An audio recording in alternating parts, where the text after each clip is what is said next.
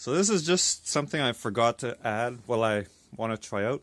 Right now it's like -10 here in Canada, and this is the alcohol that I made. Very liquidy, no ice. And this is my dog's water bowl. The Bluetooth device is ready to pair. So you see,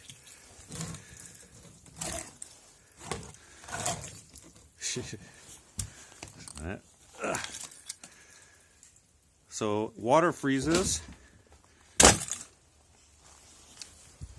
my alcohol doesn't have a drop, so I mean there must be alcohol in that, eh?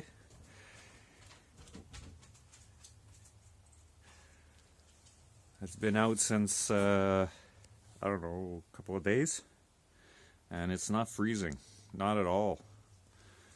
So I guess that means that it's pretty strong in alcohol. Anyway, I just wanted to share this because I didn't share it the other day.